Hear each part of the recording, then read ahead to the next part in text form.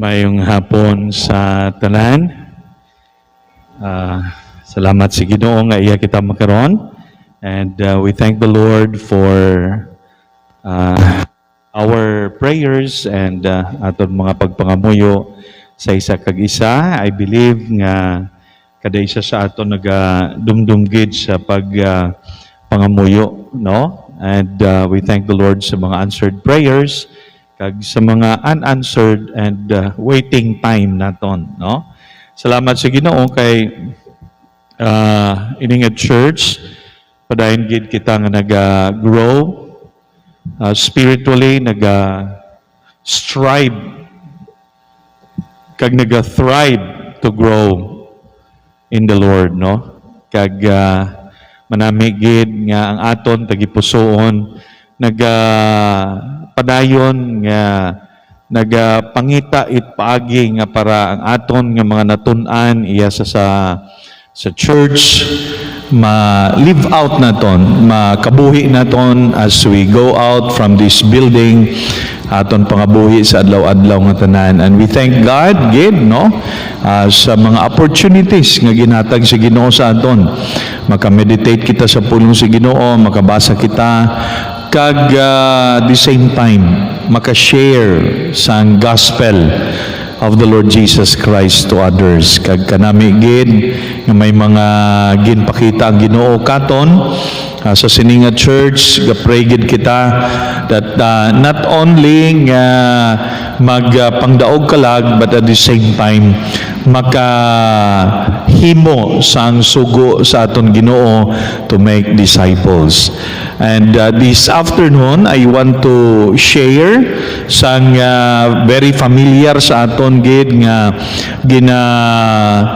quote sa aton mga alagad sa Ginoo sa pagtuon as far as evangelism is concerned, no? So kanami nga kung nag-grow ka sa Ginoo, dako impact sa imo kabuhi ang need amo nang kalantahon sa ginapatukar ko sa songs of praise. People need the Lord. Okay? So dako nga challenge sa aton kag kanami lang gid kay tungod sina ikaw kag ako na energize ang imo nga spiritual life. Kay I believe kung nagapamati ka lang, nagapungko ka lang, kag nagasimba ka lang, that's a stagnant way of being a child of God, no? Dapat may application gid. Kag kung spiritually nagagrow ka, no? Nagagrow ka sa Ginoo, mayara ka gid sang motivation that will lead you to win souls for the Lord. And if you look at the Bible, gina-describe gid sa Bible, no?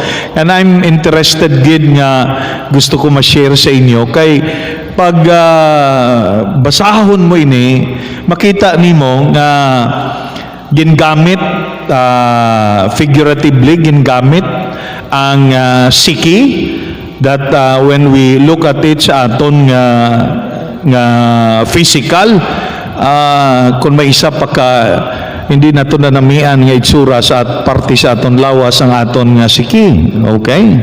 No? Kung lantaon nimo, that's why nag-pedicure, manicure ka para magnami ang imo nga siki. Kung kisa nag-aragay ka man kung tubuan man sang ingrown ang imo nga kuko.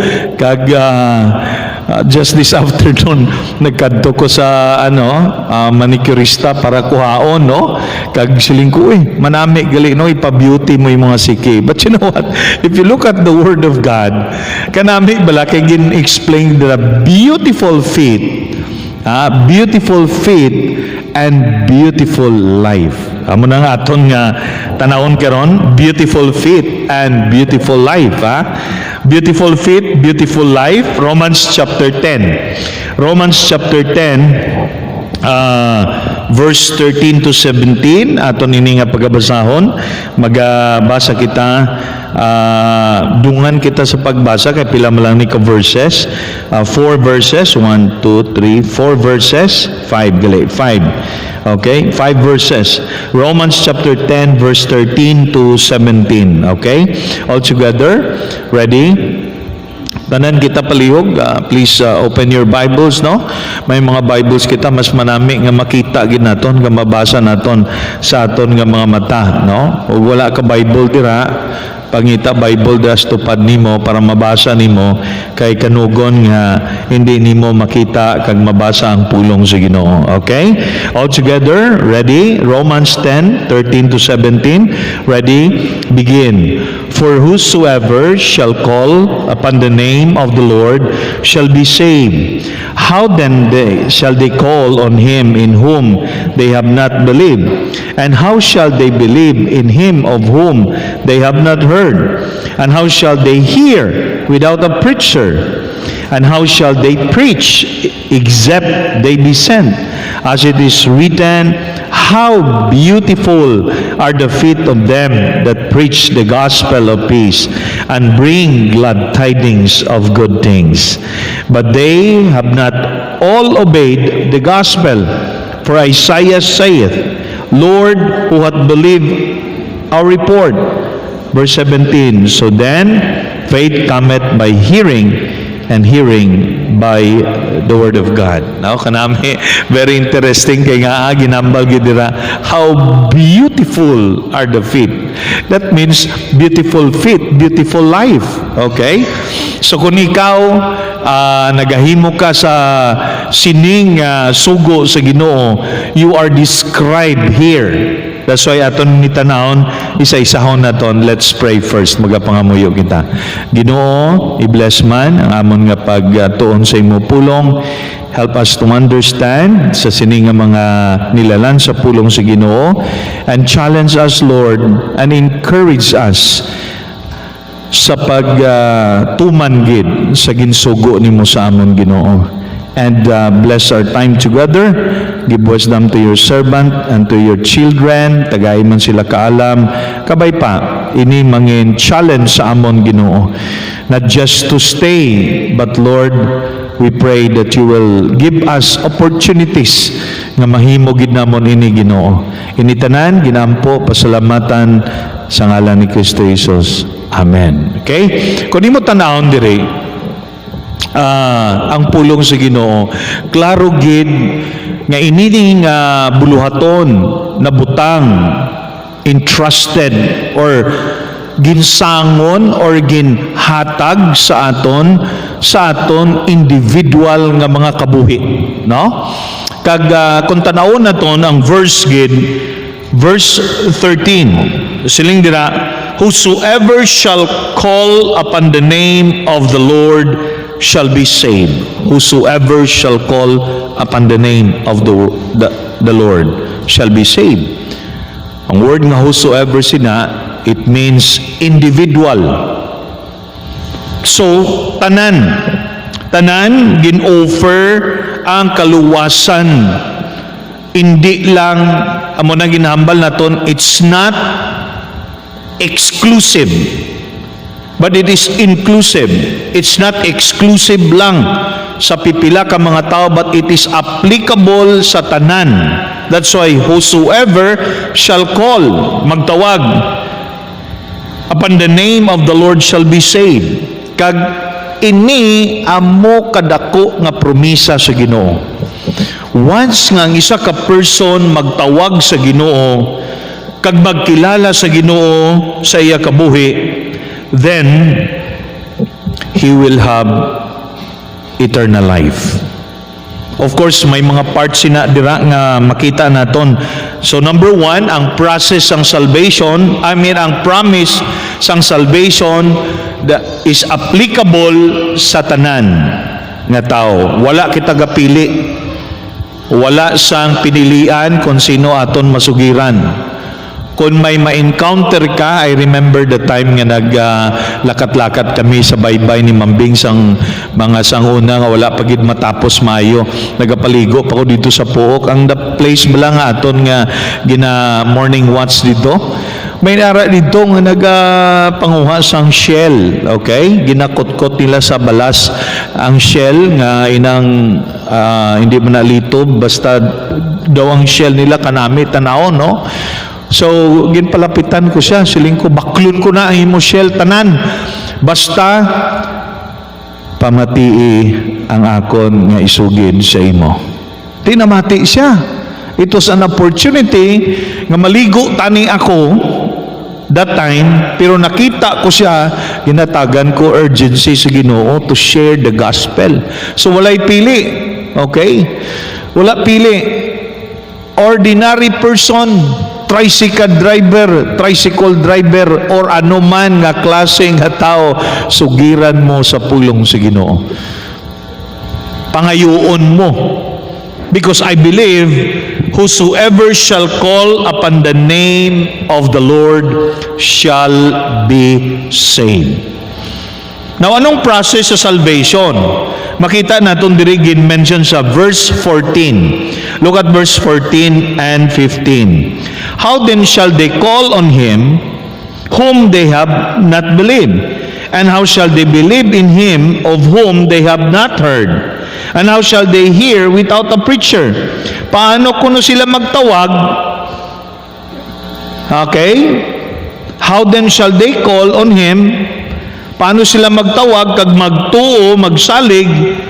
O paano man sila magsalig kung wala nila nabatian? Okay? And how shall they hear? Paano nila batian kung wala man sang magsugid sa ila? Okay? Magsugid sa ila.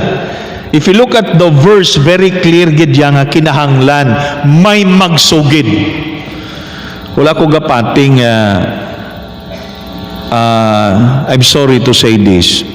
Kay ari diri, wala ko gapating ikaw lang bala, may ara iban nga nagahambal sila, naluwas ko tungod kay ako lang ang naka-discovery. May gasugid gid sa iya. Of course, wala pa lang niya naintindihan. Later on, sa nagbasa siya, na-realize niya. Di ba? Mayara ko isa nga na balance lang niya. Nakabati na siya sang gospel, nakabati na siya nga nagwali, pero why siya nagpati until after nga gintagaan siya tracks. Kag pagbasa niya, na-reflect niya iya mind, nadumduman niya that somebody told him about the Lord Jesus Christ. Nadumduman niya. Kag nasuportahan sa pagbasa niya sa pulong sa Ginoo, ag dito niya na-realize nga siya gali makasasala, kag he needs to repent and believe on the Lord Jesus Christ. Look at verse 15. And how shall they preach except they be sent? As it is written, how shall they preach? Kinahanglan, ipadala sila, tudluan. This church is an avenue for each and every one of us nga mabalaan naton nga kita gali ginpadala tanan sa Ginoo. Ginagamit sa Ginoo ang isa ka iglesia for us to be sent out. Okay? Amo na ang purpose nga ginatudluan kita diri. That's why amo na ang process. First, send. Sunod after that, you preach, somebody will hear, and then somebody will believe, and someone will call and receive the Lord Jesus Christ. And that's the reason nga sila nakabaton sang kaluwasan dira sa Ginoo. Sino magpatubo sina sa ila nabatian? It is the Holy Spirit, of course. Kitaya ang role naton is to tell them.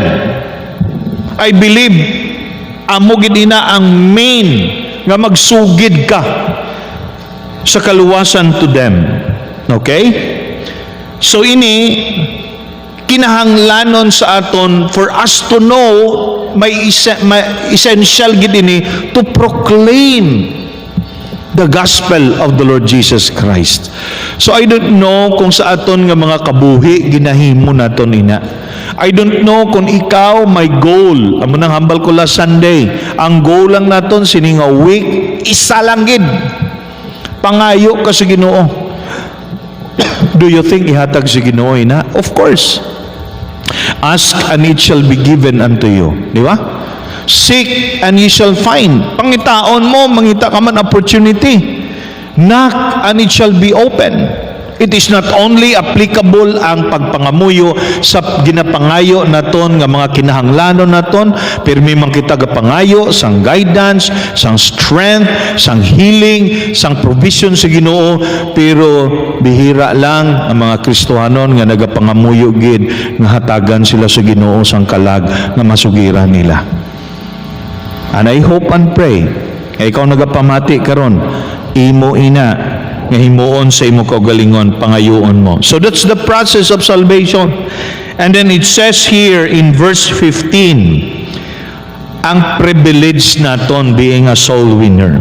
Not only the promise of salvation is given to us, but also the process is given to us. Nakita naton ang kamatuoran sa pulong sa Ginoo kung paano naton himuon, kay ang pagtawag sa Ginoo, calling requires believing, and believing requires hearing, and hearing requires preaching, and preaching requires sending. So ang church nag-send.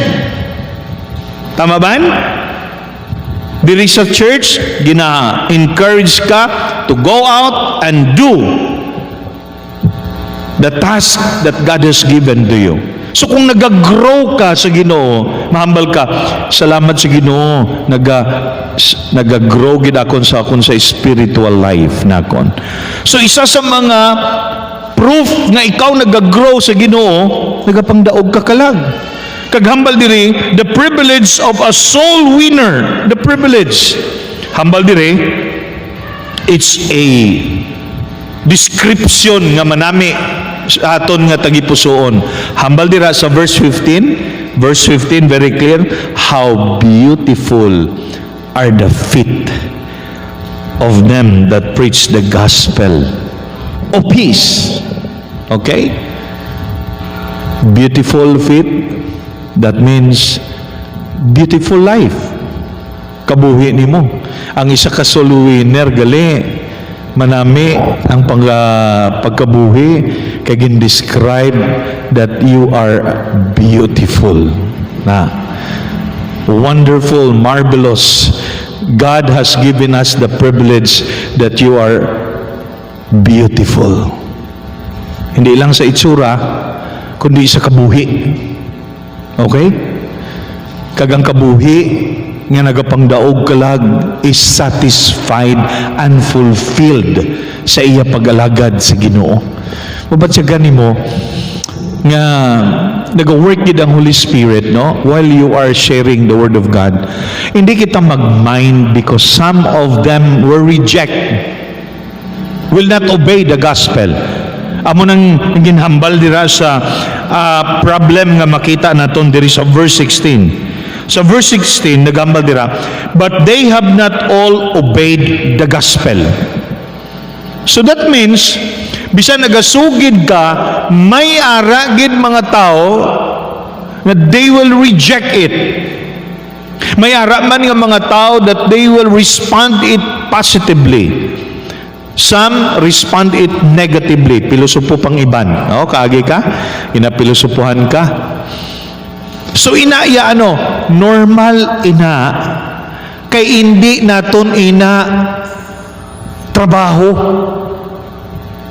Nga aton sila mapilit, o kung aton sila nga to the point nga himuon nila ang pagbaton gid pagkilala sa Ginoo. Ano ina? That's the work of the Holy Spirit. Ti pastor inang ga-reject ang tao is working of the Holy Spirit. Working of the Holy Spirit ba na galing naga-reject siya, hindi iya positive. Tama, di ba? Working of the Holy Spirit in his life, pero nagapatiga siya. Nakasamit na kamo nga nagsugid ka, ikaw pa ang sala sa imo nga ginsugid. Ikaw pa insultuhon. Okay? Kagi ka muna. Hindi tanan nga sitwasyon nga mahambal ka kag inaya nga tao nga masugiran mo, magkilala kag magbaton sa Ginoo. But the good thing is, nag-share ka sa iya, naghimo ka sa part nimo. Amen? Tama? So, the problem, because they have a heart that is stubborn, okay? They will not believe and respond positively. Hambal gani dire, they have not all obeyed the gospel. Siling pa diri sa verse 16, Isaiah said during the time niya, Lord, who hath believed on our report? Sino bala magpati sa amon ginahimo nga ining halin sa imo? So may mga tao nga hindi gid magbaton kag hindi magpati. Tiano na sila, pastor?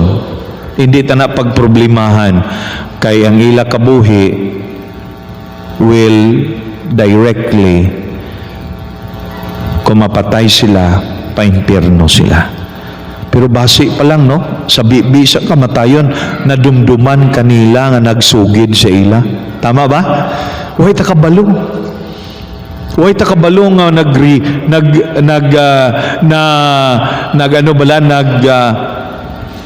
nag-refresh sa ilang mind. May nagsugid sa akon subong nga lapit ako mapatay, na realize niya way kakabalo nga may amuna nga mga sitwasyon. Base pa lang, primero nag-reject, pero sa ulahi nagkilala sa Ginoo kag naghinulsol kag nagbaton sa Ginoo. Way takabalo sila. Basta ang aton himon is to share, to tell them, to preach the gospel of the Lord Jesus Christ. Because we believe, lastly, katapusan, in verse 17, faith cometh by hearing, and hearing by the word of God. Ano inaabot ang balon, pastor? Hearing by the word of God. That's the power of God's word. That's the power of the scriptures. Ambal sa pulong sa Ginoo, the word of God is quick and powerful and sharper than any two-edged sword. So sa aton pa, ang pulong sa Ginoo may gahom. So kung isugid naton ina, probably ang tagipusoon sina nga tao will be convicted. Many times na experience ko, but lately lang. Insugid ko ni sa mga laymen. Lately lang. Ara kami sa doon, salamat sa Ginoo sa inyong pangamuyo sa amon. Morning, klase ni Mambing, akon niya hapon. Morning, may errand ako na nagkadto ko sa bangko. Gusto nagatubang ko dito. Pag-atubang na kon dito, tapos na kon sa istorya, kag nag-sign ko signature na kon, namangkot siya. Hambal niya, I think nakabalo naman siguro siya kaya nahambalan siya ni Mambing. Pero namangkot siya sa ako, nagatudlo, gali ka mo dira, pastor, sa seminary. It started with that. She opened the way. So, ginsiling ko, before ko maglakat, pwede ko makashare sa imo kadali. Nga pwede gid pabay ilang ng iba ng mga clients ta. Siyempre sa bangko ang mga clients, ara, gaulat, no, di ba? Siya, sugiri lang. Hindi, mahambal lang, pastor, okay, gid. Sa daga, istorya ko sa iya, parte sa kaluwasan, sa sige na kon, siya mismo naghambal, I admit, pastor, that I am a sinner. Dito na natandog akong tagipuson, siling ko grabe na gid ni. Salamat Ginoo, the Holy Spirit is working. You know, while I'm telling him about the sin na kita makasasala, wala sa aton makapabugal sa aton kaugalingon, kabisan ano naton kahimos ang maayo, naga-apaw kag naga-lapaw gid ang aton sala compare sa mga mayad nga ginaobra. So sige na kung hambal she realizes. Kag nag-amo na siya, Nakibot ko, nag-amo na siya. Gali kay lumaw-lumaw na ang mata.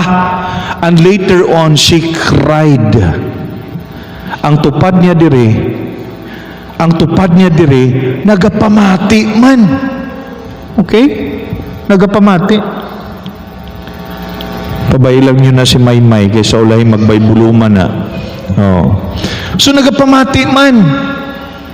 And I believe while that person, the woman sa iya tupad is listening, I believe nagapangutana man to siya. But you know what? Atong nga person, atong nga babae, in short, nagbaton gid sa Ginoo. Hambal ko, na-realize ni mo, ti pwede ikaw kapangamuyo, kagkapangayo sa a good maka-establish ka relasyon sa Ginoo. In short, nagbaton siya sa Ginoo. Opportunity. Gino-open si Ginoo. Sino nag-work sina? It's the Holy Spirit. Sinong gingamit? Ikaw, kag ako. All you have to do is to ask. In closing, ini nga mga passage diri, nag-remind gid sa aton that salvation is available for all. Please, mga members sa church, anak sa Ginoo, pamati kamo. Hindi kamo magpati nga ang kaluwasan para lang sa mga tao nga pakadto sa langit. Nga gin-offer. Gin-offer ini sa tanan nga tao diri sa kalibutan. May doktrina na nga nagahambal nga gin-offer lang ni sa mga tao nga ginpili sa Ginoo nga mapalangit. Amo nang ginambal na mo ni Mambing, we are all bound to hell. Tanan kita. Kagin-offer sa Ginoo, for God so loved the world, tanan, that He gave His only begotten Son, that whosoever believeth on Him should not perish but have everlasting life. So akong pangutana sa imo sa sininga mid-service naton, may ara bala ikaw nga nasugiran sa sininga sang Domingo before matapos ni may ara ka pa Thursday, Friday, Saturday and Sunday. Pangayua sa Ginoo, ihatag ina sa Ginoo. Praise the Lord for our Campus Bible Fellowship. I will close on this, no? Tagaantad ako importansya ang ining aton opportunity sa Campus Bible Fellowship. Aton nga mga workers nagaplano sila nga diri na himuon twice a month ang big event nga hagaron mga unbelievers halin sa Asia nga mga estudyante. Kag hambal ni Pastor Kevin, mas nami pastor nga pakaunon ta sila panyapon. Ingkot nami manggid kung imo nga pakaunon sa pulong sa Ginoo kay na mga estudyante gutom na sila ti pagkatapos diri kon pag-uli nila langan man maluto pa sila, di ba? So ubrahon naton ina for the sake of their souls. Amo nang anton handumon nga damo mga kalag nga mga estudyante nga maluwas. I remember may mga estudyante kita before nga ara na sa ministry kalon. Nagalagad si Ginoo. Di na inahalin sa Aklan State University. Pastor D, halin mo na. Okay. Campus Bible Fellowship, Pastor Kevin, dito sa CPU. Aton nga mga estudyante na damo-damo sang Monday, nakita ko dito, daw grabe gid ang impact sa akong tagipusoon, matululuha mo kadamo sang estudyante. First time ato nga nag-alalawas sa cafes tungod sa kadamo, naghulam na lang mga bangko para dira sa front. But you know what, our hearts longs for this soul nga makilala nila sa Ginoo. Sin upaabi ang gamiton sa Ginoo? Kita. Abi ninyo, mga freshmen lang to. Ini mga Christians na to, nga mga CBFers, kung mang-invite lang ni sila, bisan isa o kung duwa lang, mapuno ning simbahan na to every time nga may ara kita diri nga gospel hour sa ila. We're looking forward to that. We pray nga it will start sa aton kabuhi, everyday life naton nga pangamuyo kita sa Ginoo.